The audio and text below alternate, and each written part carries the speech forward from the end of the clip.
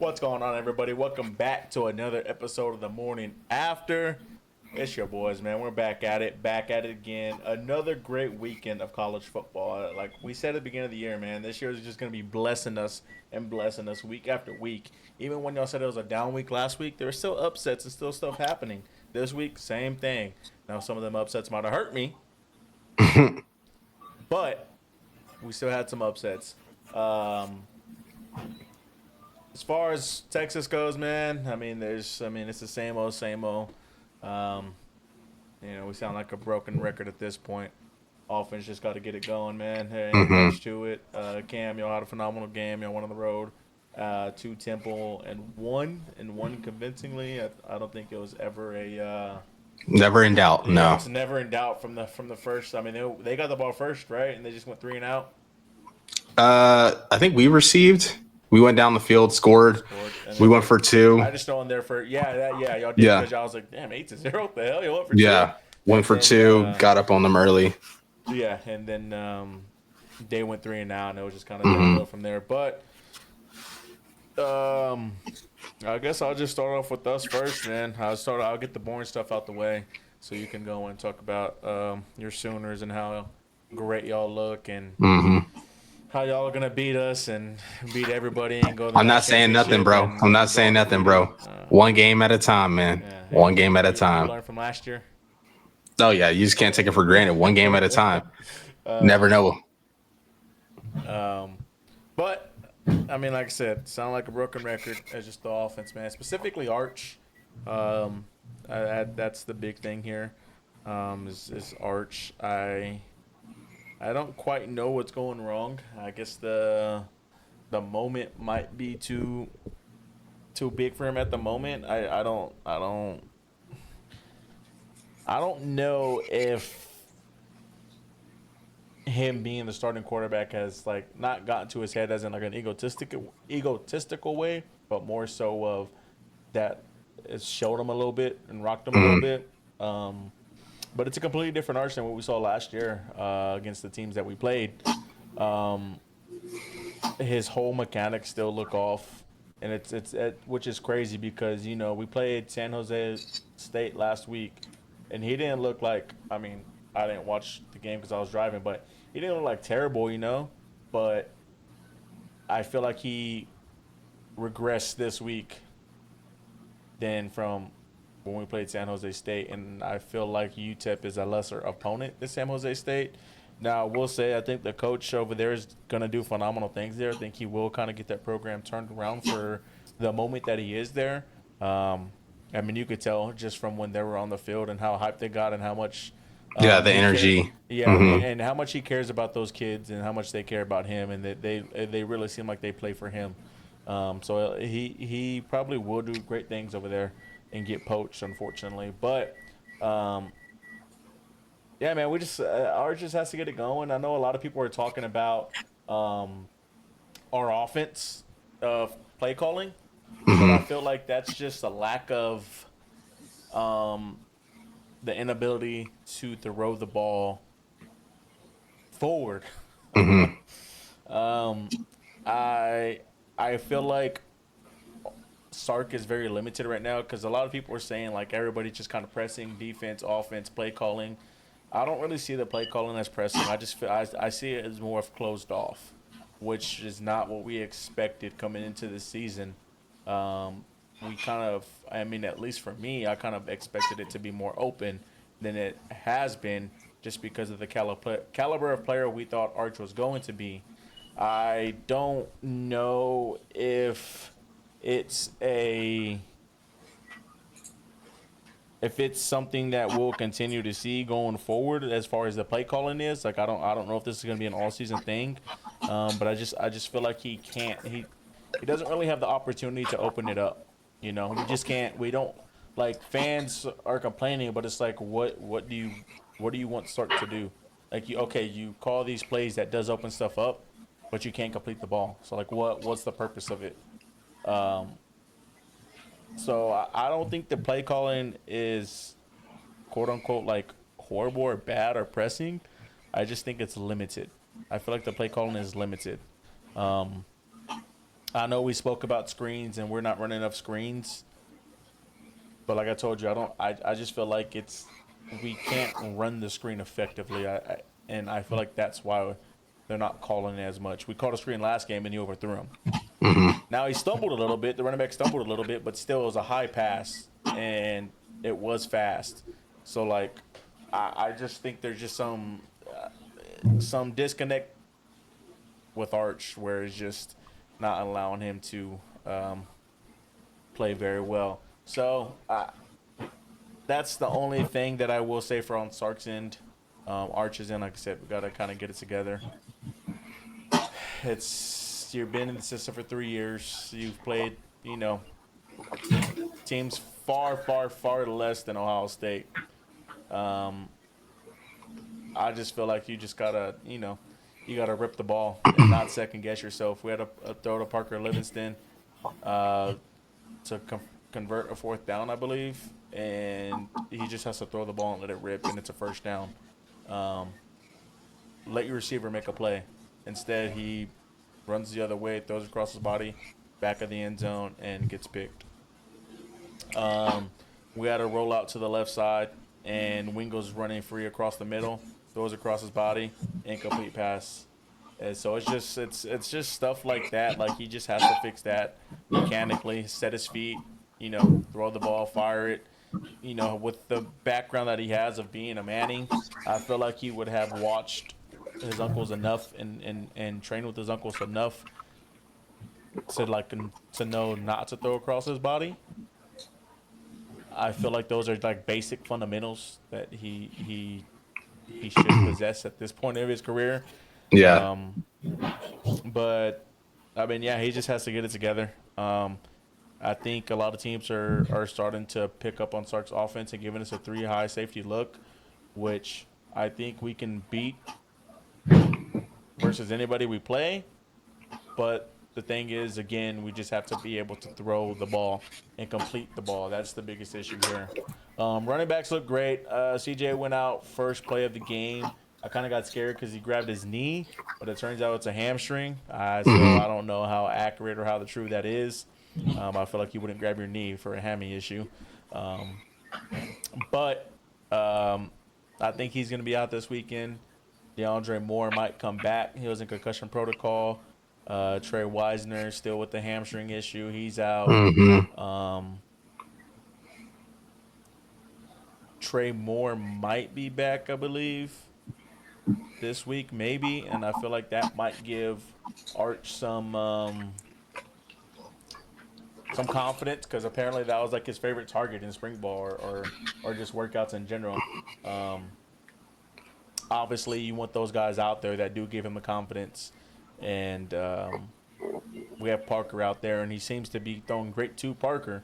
So that's a plus, but that's another confident blanket that he has, so that's why he goes that way. Well, yeah, we just got to get healthy.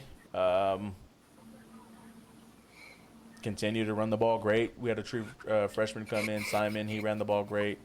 And then Gibson and Clark, I mean, they did good. But, I mean, you can only run the ball for so much, especially once we get into SEC play. You're not going to be able to run the ball like that because teams are just going to know. So, offensive line has to also get better too. Still a little bit of an issue there. Yeah, they were getting a lot of push, especially they had one player, I think number 7 on the D line. He was kind of causing havoc, especially the first quarter. He was coming through on blocks a lot. Yeah. So, defense looked better, secondary looked better. Not much to say. I mean, like we have a national championship defensive team, so it kind of sucks that the offense. You have a playoff caliber national championship level defense, and then right now a 5-7 offense as it sits today. Yeah, so it sucks as our defense will always be there to keep us in the game, but I don't know, man. At some point, our offense got to get clicking and get it going because, like I said, we can compete with anybody in America defensively, but if you can't score any points, ain't much you can do, man. And at some point, they're just going to get tired being on the field all the time. 3 and outs, 3 and outs, 3 and outs. But yeah, man. Going into this week, play Sam Houston State. Just want to see improvement. That's what I keep saying. First night game of the season for y'all. First night game of the season. So I know it sucks, and I know that that's something we shouldn't be saying at this point. But got to see improvement, mainly from March. So that's really all I have on us. Yeah, I mean it sucks, but this is where we're at right now. As much as it sucks. Yeah, just with Texas, they got to continue to find plays at work. I mean, we saw in the second half, Arch was running the ball more, some really design. The second quarter is where he struggled. That was like his worst quarter by far.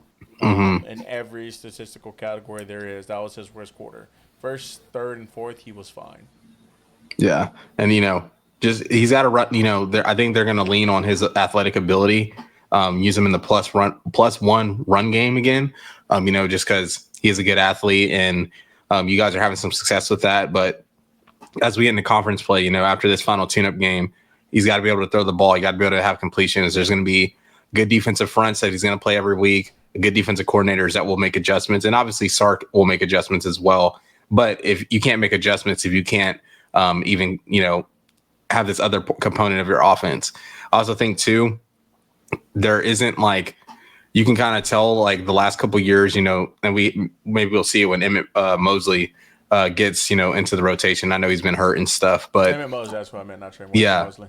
Yeah, there's still, you can tell that there's a lot of talent at receiver, but there is a lot of inexperience, and there's nobody that's really truly emerging as that number one. Obviously, Parker looks really good, but what is it going to look like against better competition? Wingo obviously has the talent, but Arch can't seem to connect with him. And then obviously DeAndre Moore, you're not playing, you haven't really been targeted. He's really been a non-factor so far to start the season. And even last week he sits out. And the same thing with the running backs, right? Like, I know a lot of it is precautionary, but you're also at a point in the season where, the tune-up games are ending.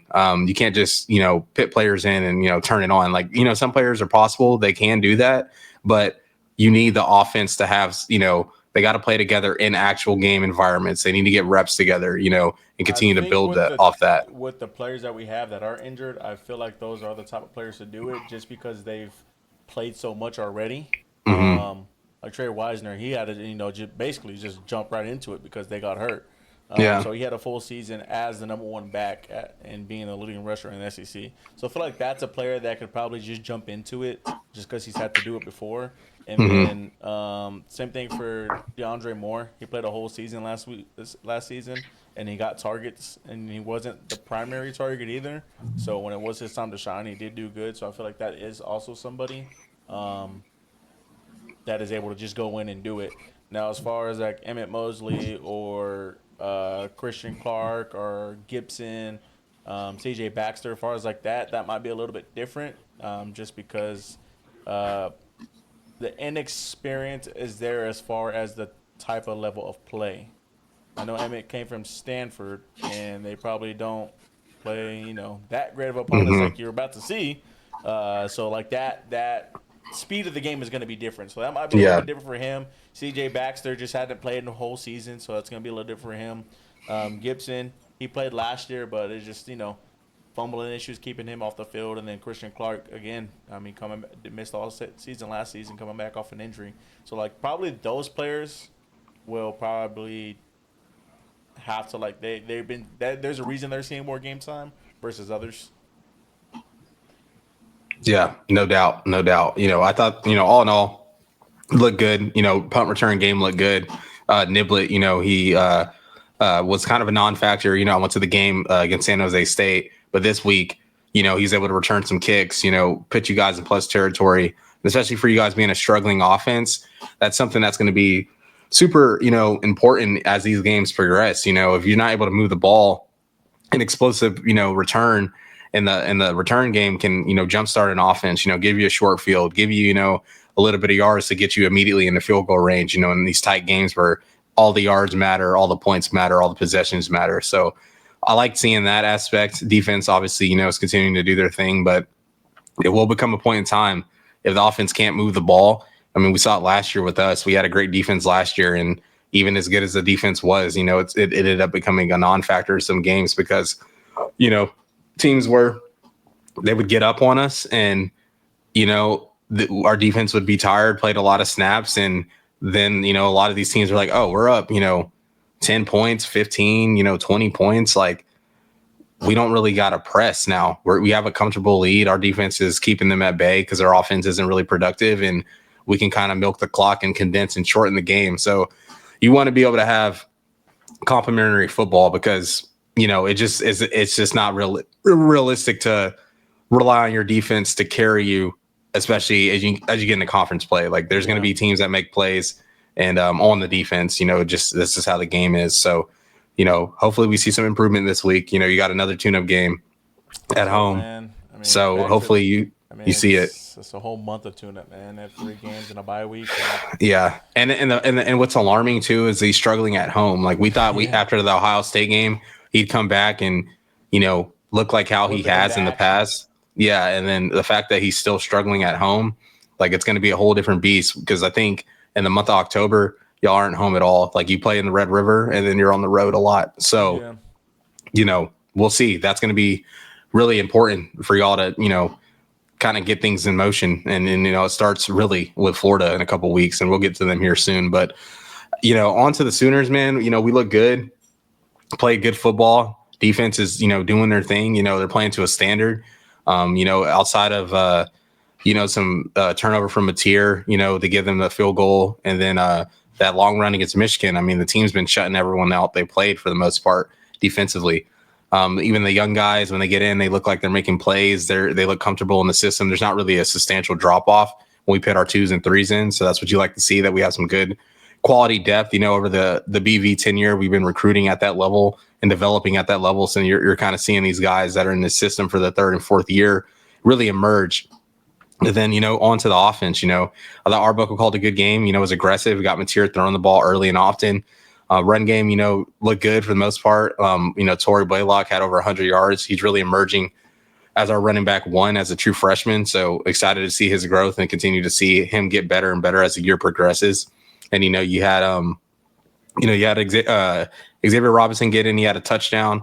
I really like him in some of the counter stuff. I think he's a back that can really find a role because he's a bigger guy that could, late in games come in with fresh legs and kind of lean on a defense that's already been tired.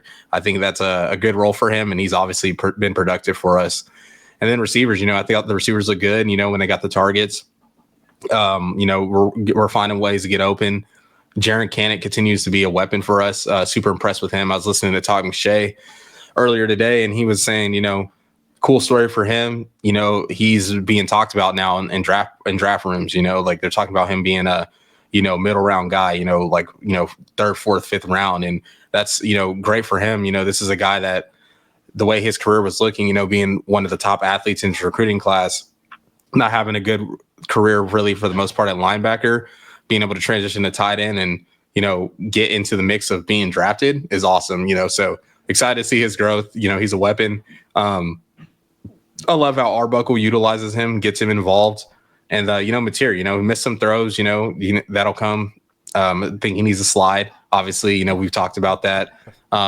Takes some hits that I don't take some hits that I don't think he should be taking. But like I said, he is a football player. So it's hard to like coach that out of him, but he's obviously, he knows it. And you ain't gotta coach it out of him. As soon as that one comes. Yeah, he'll get hit. He got hit in the Michigan game and he looked unfazed, but he'll get hit one time this year that'll make him be like, all right, I got to start getting down. It's gonna happen. Like the teams we're playing, like he's not gonna just not get hit, right? And he's not Lamar Jackson. Like he's like Lamar Jackson. That dude never gets hit flushed. So I'm excited to see his growth, his production to continue to increase. He looked good on that zone run or zone read run. I think he hit like 20 miles per hour top speed. So, and he looked like he was jogging.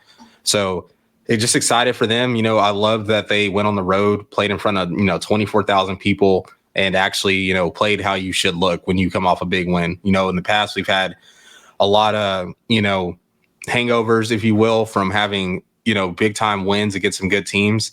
But in the past, where we've lost games or, played really sloppy and barely won. So the fact that we came out against a good Temple team, like this is a Temple team that's a lot better from last year. I think they'll be a decent team. They definitely will make a bowl.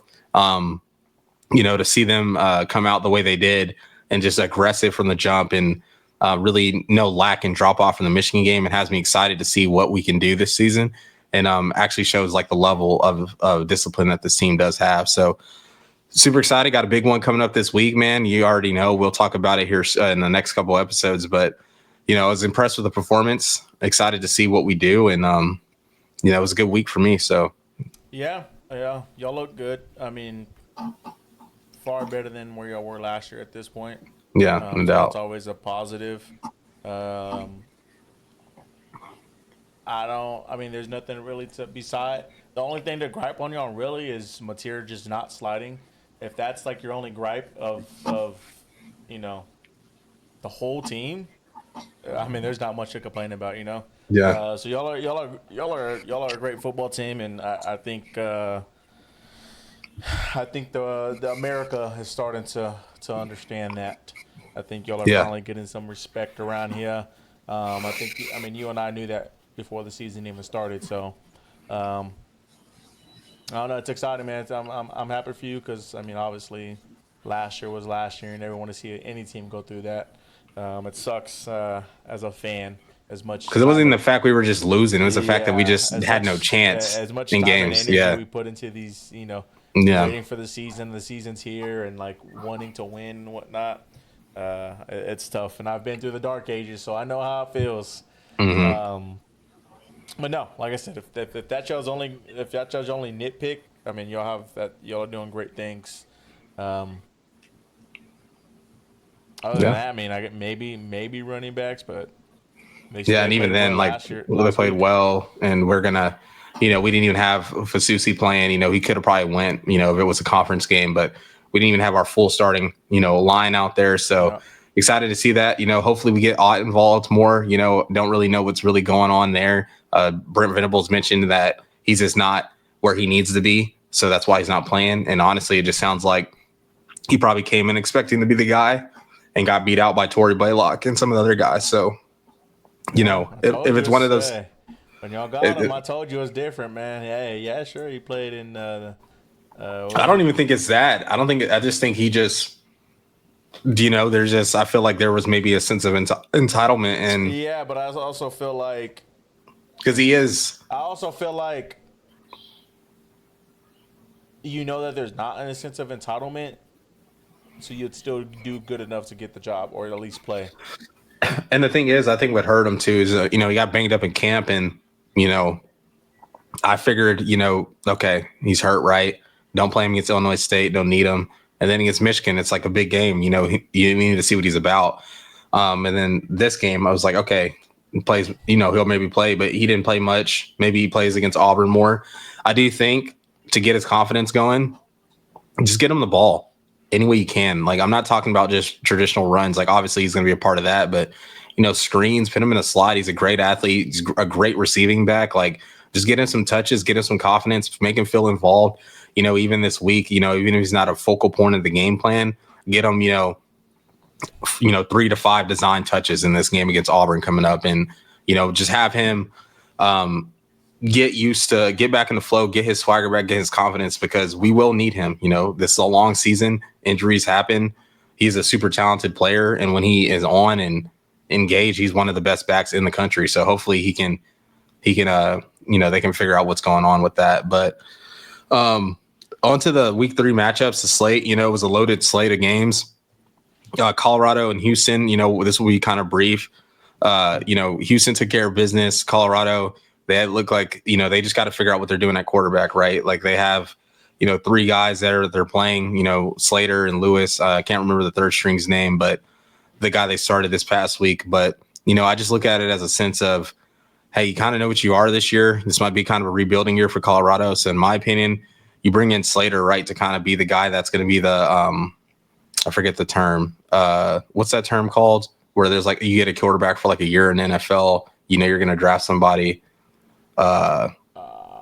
Dude, it's slipping my mind. But it's QB?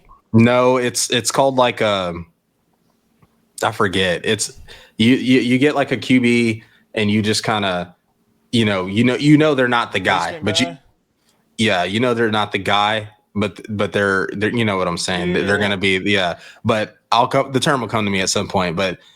That's kind of what Slater is. You got Julian Lewis, who was a highly recruited player coming out of high school, reclassified. I think he should play more if this is kind of the route you're going, right? I think if he's going to be there for the future, maybe he's not ready, so maybe you don't want to play him yet. But if you really don't have a set guy, I think you just roll with him. You're going to get some good moments, you're going to get some bad moments. But get him those reps, get him that experience, because as we've seen with some of these quarterbacks, like the more reps you have, the better you end up turning out to be. That's just, with anything in life, the more you do something over and over again, the better you'll get at it. So hopefully, he gets more involved, and that's really all I have for that game. But yeah, I mean, there's not Houston controlled it from the beginning.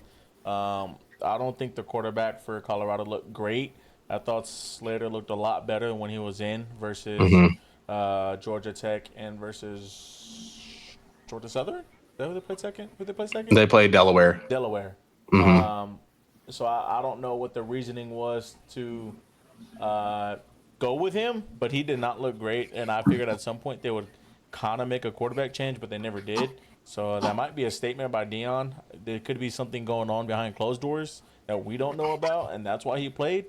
I don't know, but I just feel like he's not the guy. I don't know, man. This was a conference game, and these are not the type of games you want to lose, especially if you're Deion Sanders. You go out there to compete. So if you went out there and wanted to win this game, it wasn't a good one. I don't think this team will be anywhere close to competing for a conference title this year. Maybe next year. I don't think so. I don't even know if they make a bowl game, to be honest with you. Defense is far better than what it was in the past, but offensively, it took a step back. But I don't know. Like you said, maybe they're just this is a placement guy. Next year will be the year. Yeah. And then on to the next game. Big time matchup: Georgia Tech, Clemson. Shout out to Brent. Yeah, we called. I can't say that. I called it on Chips and Slips. Been high on Georgia Tech really since last year and all offseason. I thought they were a team that can, make a run in the ACC. And obviously it started this past weekend. They took care of business. They look good, move the ball, play good defense. Big time victory for Brent Key, man. We got very emotional. We played at Georgia Tech. This is a tough place to win at, tough place to, kind of build at. I think he's doing that, right? But going on to Dabo and Clemson, I mean, they look severely underwhelming. This was a team that was picked by a lot of media outlets, including us, as being, a team that will be in the playoffs, if not win a natty or at least be in the national championship game. And they are struggling right now, to say the least. I mean, they lost to LSU, who, we'll get to here soon. And then they lost to Troy, or they beat Troy, but it was a struggle. And then they lose on the road to Georgia Tech. And really, like, we got to talk about Cade Klubnik, like the fall off of like what he's supposed to be this year and like what he's looking like. He just doesn't look like a guy who's been in college for 4 years in the same system for multiple years. Like, he looks like a guy that is still struggling. They have the wide receivers, so it's not like they don't have the weapons. I know Antonio Williams has been hurt for a little bit, but you still have Wesco and Moore, two dynamic athletes. And even defensively, they're not really dominating people like they used to. Like when Clemson was on their runs, they were dominating teams, body bagging them. Like, I don't know if that was a testament to Brent Venables or what, but those defenses were suffocating, So I don't think so, because their defense is still fine now. It's not as good as it was, but it's good. It's good enough to compete with teams. Mm-hmm. But one thing I want to say is, I don't know how Haynes King is going to be when he's done playing football, but that dude will, man. I mean, he's always been banged up, and I see why they literally like lean on him. And I love it. I respect it, but that dude they have to figure out like a system or a way to win games that is more sustainable, because I just don't know how sustainable running him like that is for a whole season. I mean, we saw it last year. He got hurt last year and couldn't even throw the football because he was hurt so bad, and they would just bring him in the run. and they were playing 2 quarterbacks. But you know, all in all, I think it's solid. Like I said, I don't think Georgia Tech, the way they play games, they can beat tough. They can beat tough teams because their style of play. They like to control the clock. They play good defense, but I just don't know if they're built to play from behind. And if they ever get down again in some of these games, do they have the firepower to come back and make a game a lot closer? With their style of offense. But all in all, big time victory for Georgia Tech. Clemson, they got to get back to the drawing board. Their schedule isn't too difficult, coming up, right? But they do have Florida State at the beginning of November, and that'll kind of tell. We'll kind of see where Clemson's at that point in the season. But Clemson, they're a favorite right now, and their playoff chances are looking real slim. Obviously, the loss to LSU was out of conference, so it doesn't hurt them too bad. But they gotta run the table, if they want to get into the playoffs. So, yeah, shout out Brent Key, man. A second season in a row where early in the season he beat a ranked opponent. I know Florida State was Florida State last year, but it still does big things for the program, and he's getting that program on track. The boys love him over there, and they love playing for him. And he's a great coach. He's always fired up, and the game, any game just means so much to him, and you can just tell. So shout out Brent Key. Second, I don't know, man. I need LSU to win Clemson to win this game, man. I put them in my futures bet, but man, hey, they ain't gonna win like this, man. It's not pretty. Like you said, this is a guy that's been in college for 4 years, been in the system for 4 years, been with the same coordinator for 3 years. So it's not. There's nothing new implemented. Like everything. You have the receivers to go up and get the ball if you need them to. You have the guys who can get the separation. You have the guys that are going to get open. I mean, who was it? Wesco. He took off. He hit the Mariners when he caught that ball for like 70 yards. Like you have the guys that have the ability to get open and also go up and get the ball. So for you to not be able to fully operate your offense is alarming. Especially this far into your college career. I think that's just kind of the biggest thing with Clemson. It doesn't really matter if you have a run game or not because you can't even throw the ball. Like, sure, the run game's a big thing, but like if you can't even throw the ball, the running game doesn't matter. Like I said with Texas, like sure we can run the ball well, but if teams know we can't run the ball, all we're gonna do is throw the ball. No, we can't throw the ball, and all we're gonna do is run the ball. It's easy. You already know. You already know what you got to prepare for. So, lucky-ish for them, they're in the ACC. I'm not gonna say that they're gonna make the ACC championship. I feel like losing to this early kind of hurts. I feel like you'd have to lose later if you do lose to make the ACC championship. And lucky-ish for them, they're in the ACC, and I'm not completely sold on Miami and Florida State. I feel like those are still two teams that have the ability to lose. And, I know Florida looks the way they look, but, it could happen. You're playing a defense that is very good. Their offense can click at any time. It's kind of like ours. It's just any given moment at this point. Like their offense could click at any time. So it's is a scary game. I know you're at home, but you're playing a defense that is probably the best you're going to play all season long. And if that offense does click this week, or if DJ does play average, I think they're in for a scary one. You could see an upset alert here. But they're a team I feel like that can lose a game here or there. And same thing with Florida State. I know they beat Alabama. Week 1 is just kind of different, Teams aren't fully they're not fully what's the word I'm looking for? I don't want to say not fully ready, but like it's I don't know. Week 1's just different. And then 2, their schedule is a little tough, right? Florida State's. Not really. I can't remember off the top of my head. I know they have some, I think a game or two on the road that are a little tough. They play Miami, and then That's at Miami, or is that at home? They're home, then they go to Clemson, and then they got Florida in the year. But that I doesn't think that's really. what I'm thinking of, the Yeah. Clemson and the Florida game. No, that doesn't matter. But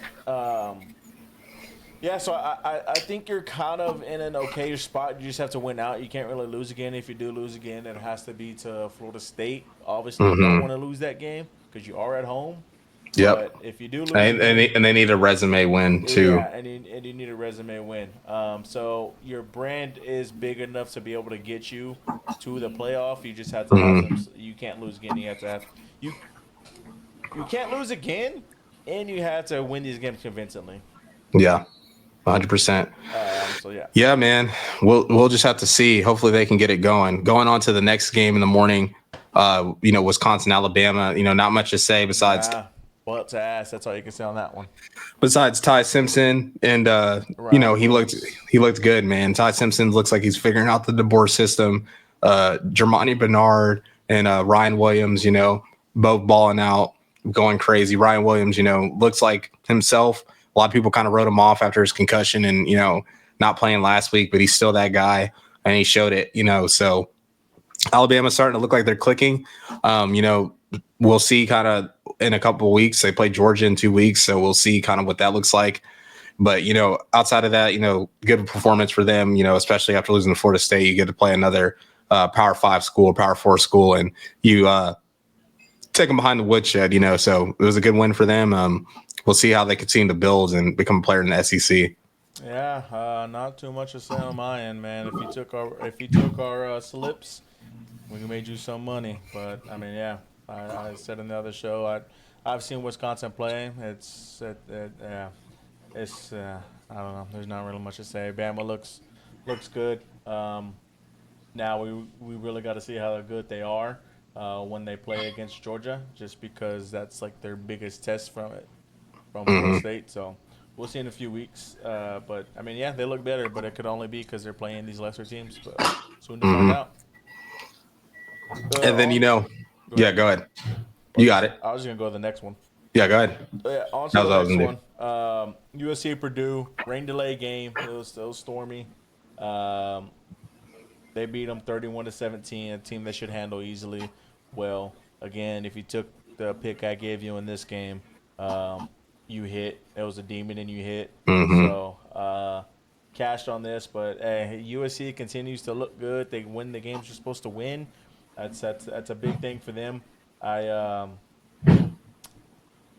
figured they would cover the spread, but it's a little bit different when there's some weather involved. It's a little bit harder. No doubt. But I think they're a good team, man. I think they're gonna have a nice run in the Big Ten this year.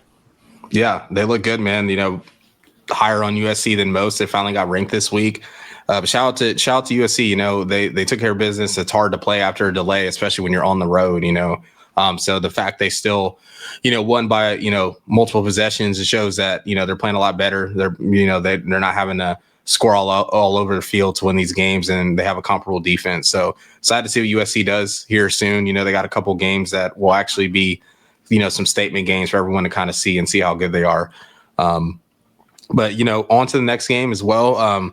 Miami USF, USF Cinderella run comes to an end. Unfortunately, this was a game, where a lot of people were like, oh, they could do it again. They could do it again. But, I just know how hard it is for a team of that caliber. And I'm not saying USF, they have great athletes. They have a lot of bounce back guys, a lot of portal guys, but it isn't, they don't have the depth of a Miami. They don't have the line of scrimmage play of a Miami, and going on the road, trying to do that again was just tough for them. The game was also in a delay as well. And, Miami, they're just showing that they're one of the contenders this year. I think both line of scrimmages are great. Carson Beck doesn't really have to be special because they do have elite wide receivers and skill players. So as long as he's just able to, be a good game manager and get them the ball and be accurate and not, cause, turnovers. He had 2 interceptions, so he's still got to get that cleaned up. But, all in all, is good for USF to, get kind of through their non-conference. Their schedule was tough, right? So to handle business with 2 of those games puts them firmly in the driver's seat for the group of 5.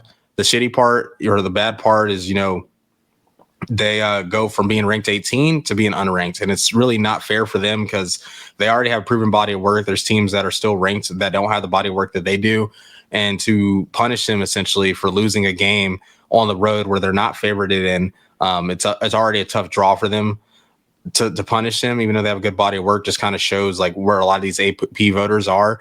They don't want to, be wrong on some of their, preseason predictions and things like that. So, all in all, I didn't really watch this game too much just because of the delay and the weird time, and was obviously watching the matchup that we'll get to later.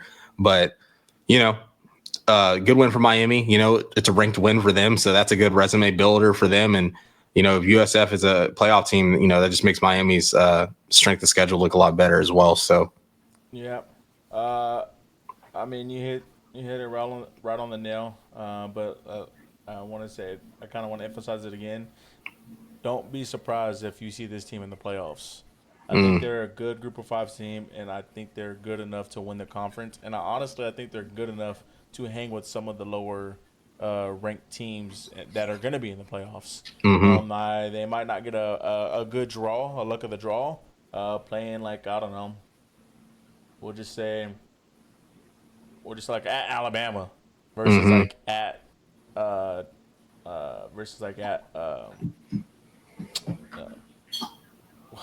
team in Dallas, SMU. SMU. Like at SMU, Yeah. like that would be like a more of a fair matchup for them. But don't be surprised if you see this team in playoffs. They're a great team. They can compete, and I think they'll win and be in those talks. Second, I thought the delay would help them out a little bit. Turns out did the complete opposite. Miami was just too good. I picked them to cover on one, and then I picked them not to cover on the other.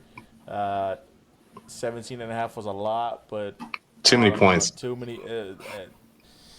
Miami ended up covering. It just wasn't close, man. They couldn't even move the ball. So if you told me on this one on the Carson Beck under, I apologize. I was a lot, and I think he almost had over 400 yards. So shout out Carson.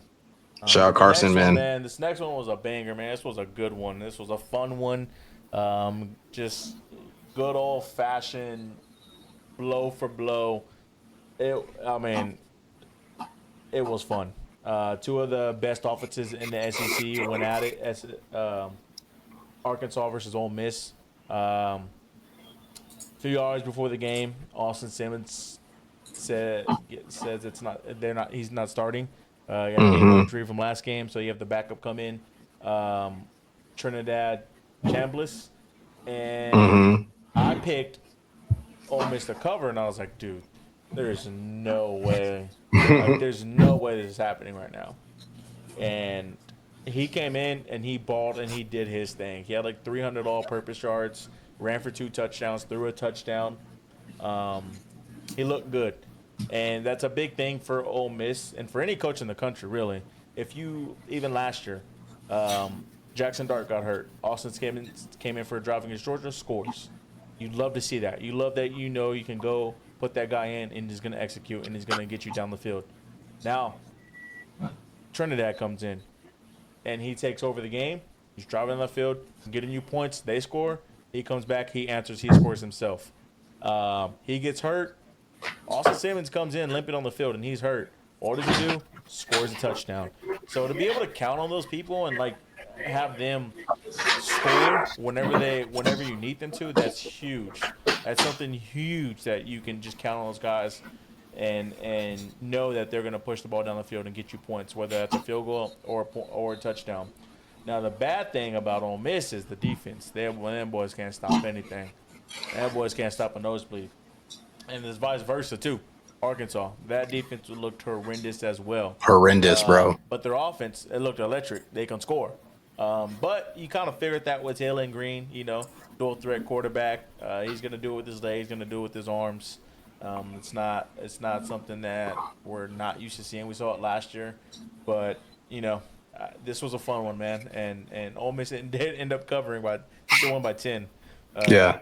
But shout out Ole Miss, man. That they kind of look better than they did last year. Yeah, no doubt. Their offense is very, very good. So is Arkansas's, explosive players everywhere.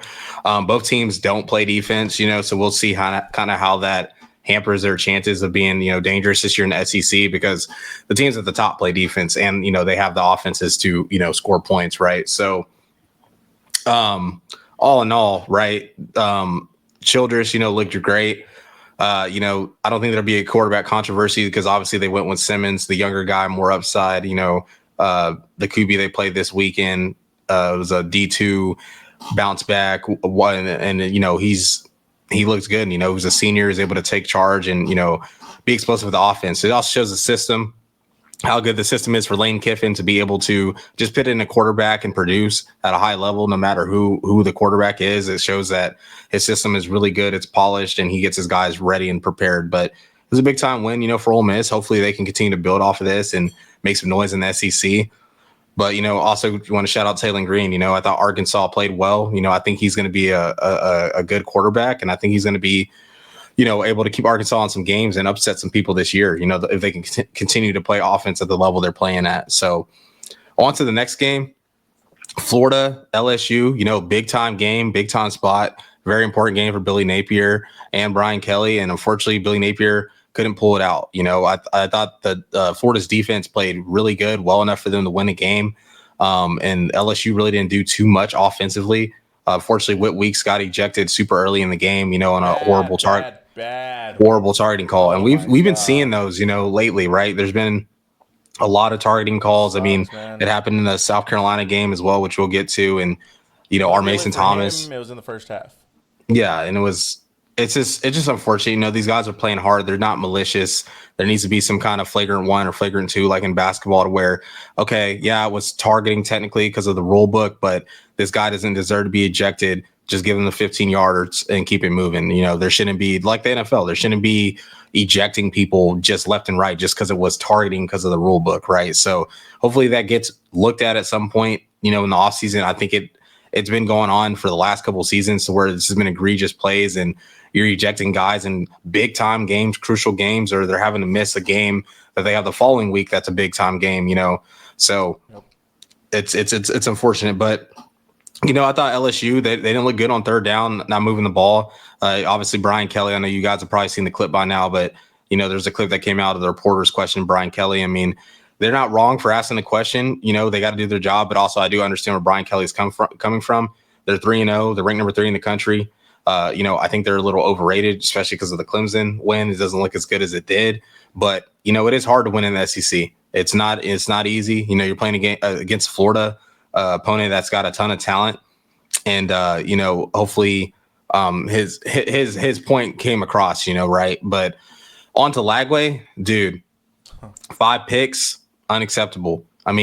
You're the prize quarterback at Florida. You are the talk of the offseason. And this just shows, he hasn't practiced enough. He hasn't played enough. Last year, he obviously had his moments, right? But these teams have film on him now. They kind of understand who he is as a player. And it wasn't even like the picks were, good plays by the defense or anything like that. He was throwing the ball into triple coverage, double coverage. Guys weren't open, missing throws. One of them was a pick 6, right? And for Florida, it's like, okay, we have 5 turnovers. We lose this game by 10. If they don't lose to South Florida, you kind of feel okay about it. Maybe you're like, okay, we can correct some of this stuff going on into the conference play, but it doesn't get easier for Florida. So they obviously have to figure out what's going on with Lagway. But 5 picks, man, it's, I personally think Billy should have sat him, after the 4th pick. I'm not saying bench him, but clearly in that game, he was not seeing it right. And the game was close enough to where if you don't have those turnovers, you have a chance to win. Even if you put in the backup and he doesn't turn the ball over, you maybe have a spark with him. You have a chance to come back and win that game. So, it's a tough situation because Lagway is obviously the guy there. You don't want to bench him, but when you're clearly the reason your team is losing the game, that does have to be addressed, especially because of how big of a spot it is for Billy Napier. And just you got to win these games as a coach. And if one player is causing you to lose, like, it's part of it, so we'll see how they adjust. It's just not looking good. And Lagway, it's not like he can practice more now. Like, they're in the middle of the season. So it's like, he's got to get it going right now. Yeah. Um, LSU's offense is like I think a big topic for kind of just college football in general. They have an electric offense that's just being held to a minimum. Again, a Mhm. quarterback who's been there, a quarterback who knows the system, a quarterback that people were talking about going into the draft last year, and they convinced them to stay. So if you're doing that, like if you're supposed to be in the NFL last year and they're convinced you to Mhm. stay, you have high expectations for this next season. Um, Not only for yourself but for the team. And they have too many playmakers on that team to not score 30 points a game, 40 points a game. Um, a big issue for them is running the ball. They had one explosive run at the end. Other than that, there really wasn't anything going for them. Um, I know it sucked for some of y'all who told me, man. I did Caden Durham under, but they had to let them get that one in, I guess. But outside that, man, they aren't running the ball well. So when you get into the thick of it, when you play the Georgias, when you play the Alabamas, when you play the Oklahomas, like those, when you play A&M, maybe like those are the teams that are gonna um, be able to stop those things. Be able to like you're not if you can't run the ball, you're not gonna be able Mhm. to just throw on them. You're not gonna be able, no matter how explosive your offense is. Maybe 2019 LSU a little bit different, but right now the way it's looking, they for sure not gonna be able to throw the ball on them. So Mhm. I think offensively they got to get it together as well. I don't know what's going on or why it's not clicking. Just doesn't make sense. Like they don't look bad. It's just not clicking. Like Arch looks bad. DJ looks bad. Nussmeier doesn't look bad. It's just I don't know. There's just something there. Um, Secondly, it's not the next Florida Texas game. It's not looking as promising as it once was. You have DJ, kind of in a different bad than Arches. Mhm. DJ just seems like he can't read the field, and that's what's making him play bad. He has the arm talent. He has the legs. He's just it's not clicking between the ears. Mhm. Um, it says there's something that's going on that is. I don't think. I mean, it could be from the lack of practice. I mean, you play longer than I have. I don't know how much film studying does for you.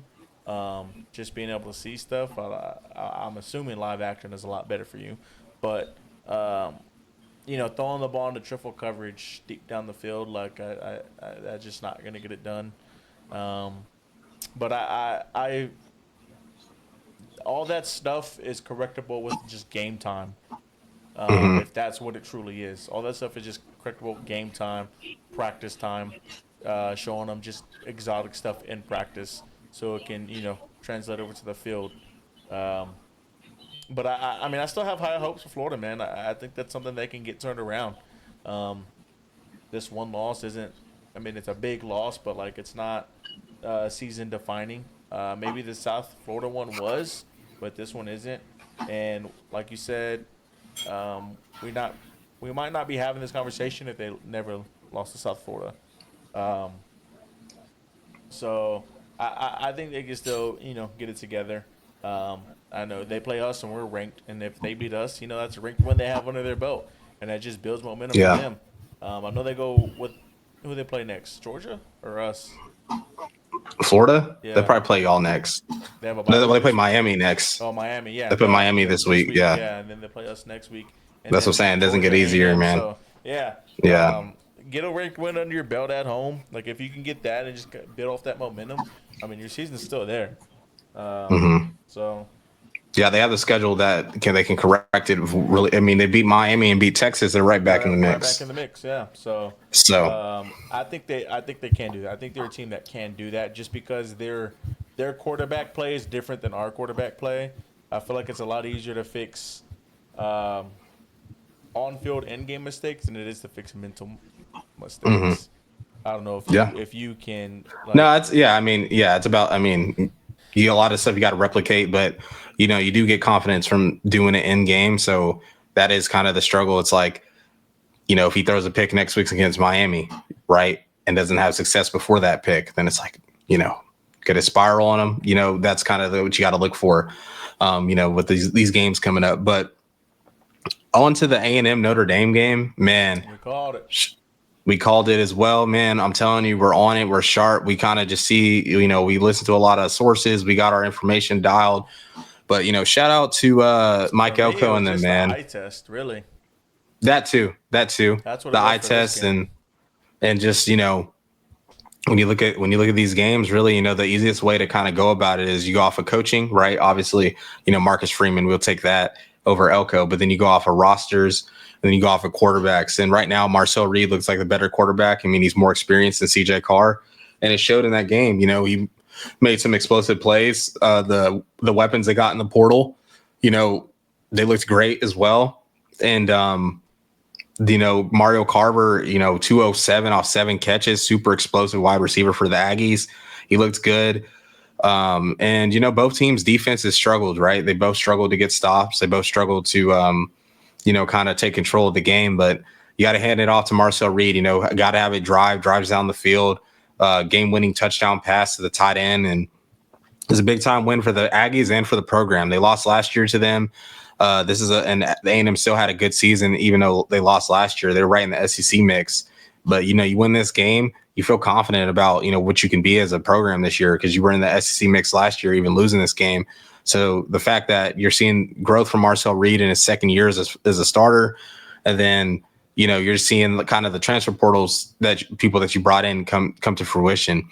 The thing, too, that I want to say is, Notre Dame, right? It sucks for them because they lose to 2 quality opponents in their first 2 games, and their schedule isn't really favorable for them to make the playoffs. I mean, they have USC as it stands today as the only ranked team on the schedule, and they play them towards the end of the year. Maybe there'll be some teams that become ranked as the season progresses, but it's tough when you lose these games and you're not in a conference, right? You don't really have the conference championship to kind of bail you out, or more body of work from just like a complete schedule in your conference to bail you out.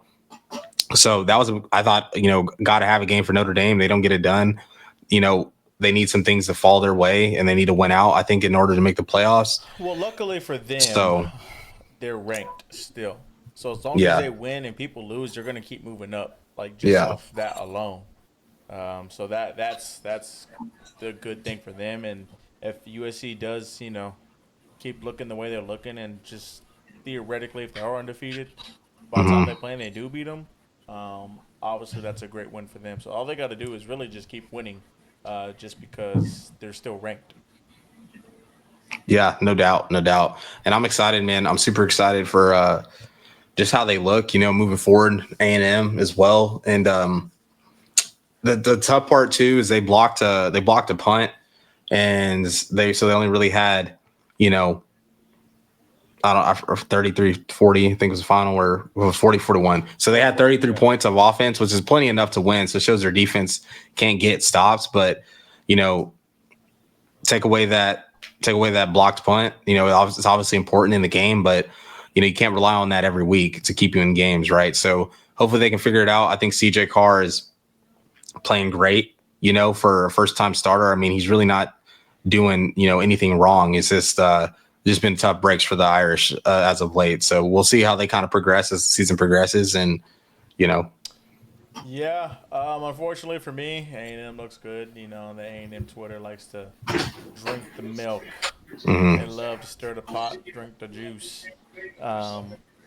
But I mean, yeah, it's great to see like your second year quarterback, progress into what he has this year. I still think the deep ball for him is still a bit of an issue. He doesn't connect on it that much. It's a lot of overthrows. That's what just inaccuracies. A lot of overthrows.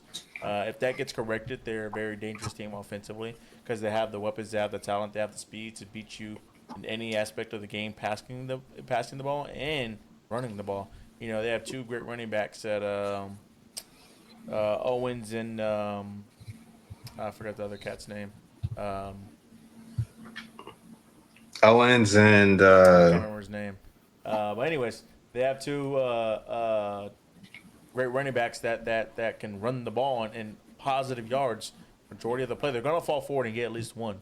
But on the flip side, something that you don't expect from a Mike Elko team is their defense. Their defense is letting up a lot. The games before this, they beat UTSA, I believe it was, by 22. Yeah. But like UTSA still scored 22 points on them. So like that's not good. The game before that, they played Utah State, and that was a close game to the very end. Like it's weird to see a Mike Elko defense struggle, and yes, they can fully be in the mix for the SEC play, but they're not going to be fully in the mix with that offense with that defense, because I'm not fully sold on that offense either. They if you can't push the ball downfield, like that's a big thing. That is a big, like we saw just Tennessee just do it with Georgia. Like they were able to push the ball deep downfield, and look what happened. Like they almost won they should have won the game, but they should have won the game. Yeah. But if you can't push the ball down the field, like if they just have to cover shallow to mid, that's not going to do it in the SEC. And that offensive line is kind of a little struggleish too. Some holding calls, and some holding calls they got away with. So that might be another big thing. But other than that, like they look good. They're a team that's gonna compete, whoever they play. Unfortunately, I hope they don't compete well against us. But yeah, they look good, man. As far as Notre Dame, the offense looks good, but it looks like there's just something missing from them. I don't know like what it is. Like CJ Carr is doing good enough, but it's also at the same time it's like he's not doing enough. Does that kind of make sense? I don't know. Yeah, no, 100. It makes sense. Makes sense, 100%. So like I don't know. They have the two running backs, second best running back class behind Penn State. Like so like there's something. They have that there. They have the weapons. They have Faison. They have Greathouse. They have the receiving core to do it, and they're both those receivers are explosive. And he gets them the ball. It's just I don't know. There's just something missing there that is making them struggle. I know they put up 41 points, but this game should have been out of hand for Notre Dame, and they let A&M back in because Notre Dame scored quick, and then they stopped A&M, I believe, and then they could have went down and scored again. But I think the defense will get it together. The same thing with Marcus Freeman. It's unlikely to see a Marcus Freeman team like this just defensively, just because he is a defensive mastermind as well. But they got to win out. They have to win out in order to make it. It's just that's what sucks about being not in a conference. That shows what it'll do. I mean, we saw it with Washington State last year. Didn't they have a pretty good record last year? And they weren't even. Yeah, but they lost a couple of games. They lost to Boise State and Oregon State and Wyoming. So that kind of like Oregon State, derailed their chances. But no, I hear you. Yeah. So. We caught this go ahead. game, but I think it was we said it was a little bit closer matchup than what it actually was. I think it was like a 12-13 kind of ranked game rather than like 18 to 16. I mean, an 8 to 16 ranked game. I thought they were a little bit more closer than that, and it showed on the field. I mean, this game was a 1-point game, so. But if you follow, hey, cash out, man, cash out 2 demons on this game and the cover and the money line. Yeah, Greyhouse covered too as well. He man, we were locked in, bro. If you don't want cash, I don't know what to tell you. We don't know what to tell you. Going on to Vanderbilt, South Carolina. This game was never close, really. I mean, even if I think Sellers plays the whole game, I just think the way Vandy was playing, they would have won the game. But, unfortunately, Sellers got knocked out of this game, due to a targeting call. And it wasn't even a crazy looking hit. He just got hit just right and, got knocked out of the game. So this is kind of something I've been saying about South Carolina. I think a lot of people were high on them because of how good they were last year. Their defense is nowhere near as good as it was last year. They obviously have the pass rushers still with Dylan Stewart, but outside of that, I mean, it's not where it was, right? And then obviously offensively, they have good receivers, but they're young. Nicholas Harbor is a stud, but right now he's this kind of a deep threat guy. Very explosive player, but it just kind of, when you don't have really anything else, and when Sellers is kind of like a one-man offense, once he got taken out the game, the writing was kind of on the wall. And Diego Pavia, is a guy. He's a dog. We've been talking about him all off season. He's got the confidence. Vanderbilt has the delusional confidence to go win these games, and they're showing it, right? They got a great resume. Beat Virginia Tech, beat South Carolina, and this is a team, that, hey, it's Vanderbilt. They it doesn't look like it's a fluke from last season. They're backing up their talk. They're doing well this season. Clark Lee is a phenomenal coach. Will he stay at Vanderbilt? That'll be determined. I know he played there and things like that, but you're going to have some coaching options come open this season that will be enticing, I feel like, for him. And, will Vanderbilt have the resources to acquire him with the teams that he is capable of coaching to continue to win, especially in the SEC? It's just hard. If you don't have the resources like these other schools have, even if you are a damn good coach, these other schools are just going to have way more talent, right? And at some point, you do got to have the Jimmies and Joes to win these games. But yeah, man, was super excited for Vanderbilt. Was happy for them. They took care of business.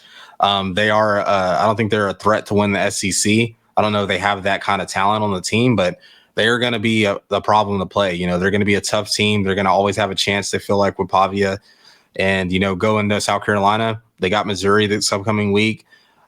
Sellers, if you can't go, South Carolina is got to have to adjust. They're going to have to figure out what their identity is, because even when they get Sellers back, the offensive line hasn't been protecting him well. He's already now clearly been knocked out of a game. So we'll kind of see what South Carolina is going to look like moving forward, because, you can only do so much with one player. But yeah, that's kind of my thoughts on that. Yeah, I don't have much on this game. Y'all knew, hey, I mean, I got to keep saying it, Cam.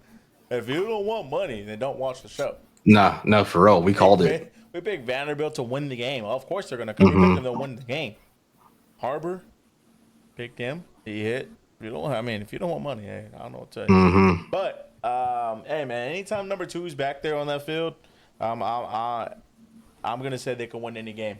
I mean, they showed us last year against Alabama, They're a great team. They love Clark Lee. They love playing for Clark Lee. They get behind Clark Lee. And also, most importantly, I feel like this is a little bit bigger than the coach, but they love the quarterback, and they're going to get after the quarterback, and he makes them compete.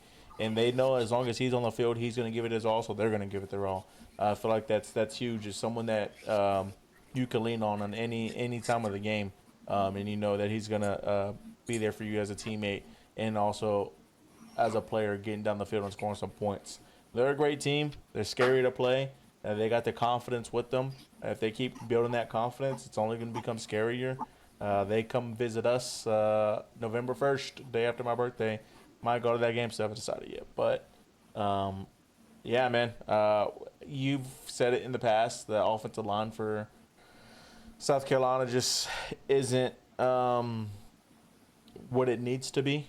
That's going to probably be the biggest thing offensively for them. They lost their running back, too. I don't know how much they're running the ball. But those two hurt. Like, you can't run the ball and you can't block much. Not going to win many games. So it sucks because I love Shane Beamer. I think he's a great coach. I think he's a great person. And I know the people love playing for him. But it sucks because he's going to take a step back this year. And I know that's not what you want to see after the season he had last season. You're expecting playoffs. You're expecting SEC championship run, national championship run, because that's just what the hype was built to be. And instead, you might not make the playoffs. And I'm gonna say no, they're not going to. But yeah, hopefully Sellers is all right. It always sucks to see someone go down in an injury, but hopefully he's good, come back better, and they start taking care of business.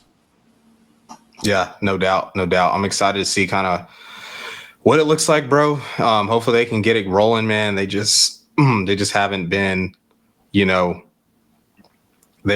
were just talked up. I think a lot of people just kind of took some blind faith on them, just expecting them to just be good because of what they did last year.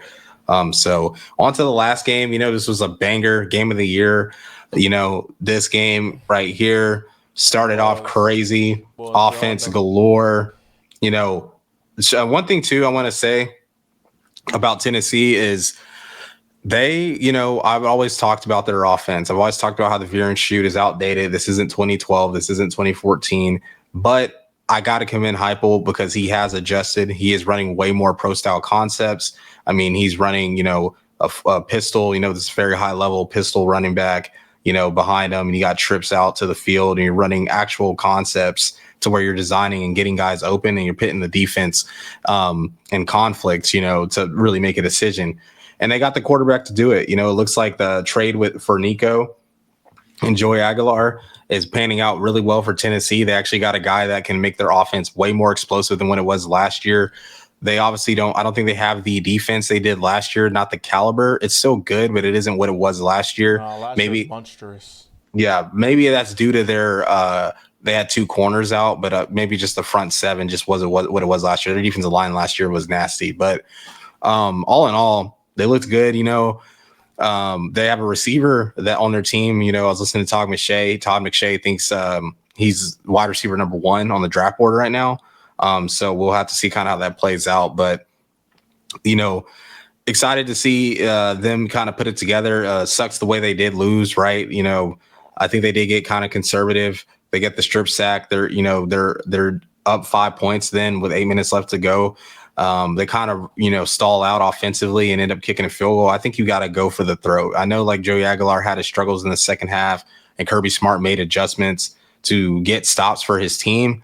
But, in a situation like that at Georgia, you got to kill them, right? You got to take them out. They're a team to beat. The SEC still runs through Georgia as it stands today. And you had an opportunity to do it. Going over to Georgia, man, I love seeing what I saw for their offense. We kind of talked about it earlier, seeing that their offense kind of had struggles. No one was really sure what they would be offensively this season. But, going and getting a guy like Zachariah Branch, getting him the ball fast, getting him the ball early and often, having to make explosive plays. And then it just shows what Mike Bobo can do as offensive coordinator when he has like actual elite personnel at the skill positions. They haven't had that really the last couple of years. Besides the year they had McConkey and Bowers, they had a good offense then. But last year, they led the country in drops. They went in the portal. They got receivers. They had a starting tackle out on offensive line, and they still look good on the line. And Gunnar Stockton, man, he put it on. 2 touchdowns, ran for 1, made a big-time throw on 4th and 6, throw of the year, dot on the money, got to have it spot. They end up winning the game. Tennessee misses a field goal, and then once you get into overtime, they get the ball first, and you can kind of tell once they miss that field goal, Georgia was going to win. Kind of the energy from Tennessee out of the stadium and on the sideline was kind of taken away from them. And Georgia's hyped up because they're like, we got them right where we want them. We're built for this.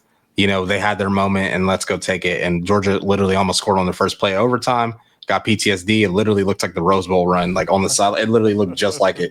Man. But yeah, man, the Dogs, man, they get it done. And Tennessee drops their nice straight. Man. Told you, Tennessee fans. I know all too well, man. It's Kirby, man. He has some. He's different. Nah. He's not different. He has some witchcraft, some dark magic. He's that guy, bro. He has some witchcraft. That boy hit that tongue. That boy hit that tongue at the student section. God, that's disgusting. He's ugly. That boy said. Yeah. Nah. It's a one-time thing, man. What? Nah. It's a one-time thing, man. You might have to clip that one, make it. Make it a GIF. Yeah. But, man, it does it again. I can't stand it. I cannot stand it. Kirby Smart, dog. Oh, man. That's that guy. He has some kind of witchcraft on it. There's no reason. Bro, he misses that field goal. Like, that's the field goal he misses. It's like, of course he misses that one. And it wasn't I had a feeling. Close. I was watching it with CJ, and we both were like, got a feeling. It wasn't even close. And he just wide right. Yeah. And but no, Georgia looked good, man. I know everybody was talking about their offense and how they can't throw the ball. They're just a running team. Gunner comes out, proves everybody wrong. I guess I wasn't expecting this game to be a shootout at all. I thought it was gonna be more of a defensive battle than what it actually was. Out the gate, both teams scored a touchdown each, and I was like, oh, we're in for a good one. And it was, went into overtime. You just that's the thing with Kirby. He makes adjustments, and when he makes adjustments, you're done for. That's the thing. whether that's offensively or defensively, he's gonna make the adjustment. And if it's a defensive adjustment, you have to be up big and you have to be able to play defense as well, which is also kind of tough to say because they were down 33 points last year against Alabama, and they still almost came back and won the game down 33 points. Most teams are just gonna give up and quit. 33 points, it's not possible. All right, we'll go next week. This sucks. We got blown out. But they came back and they made it a game, and I'm pretty sure they tied it up at one point or pretty close to it. And then Ryan Williams just gets the game-winning touchdown. But that's who Kirby is, man. He makes adjustments, and you're just done for after that. It's like he sets a trap to kill you. That's kind of what it is. He sets the trap to kill you. He let you run a little bit with it, think sure got something nice going, gonna win the game, looking good, winning this 8 years we had to deal with this. We gonna finally get it, and nope. Boy took care of business, dog. Took care of business, and that's what he does, man. Yeah, he set that trap, set the hook, and just and come here, and they came back to win the game, man. Hey, I've seen it all too many times, man. It sucks, but hey. What can you say, man?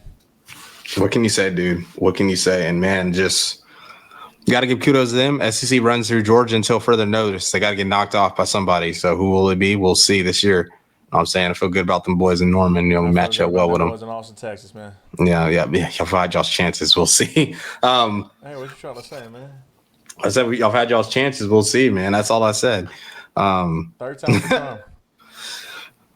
It depends on who it is at the QB. Maybe with Quinn. I don't know. Third time. You want to see me back there?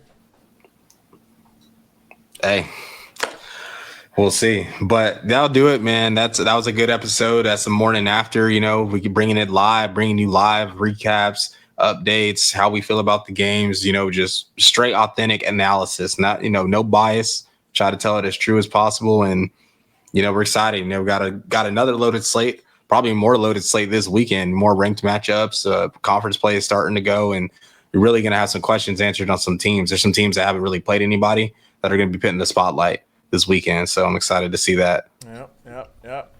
That's a good one. It was fun. Yeah, we'll get another week of great college football, man. Let's enjoy it. Let's enjoy it. Let's do it. That'll do it for our boys over here at 54 yards. We'll catch y'all guys next time. As always, welcome. Boomer.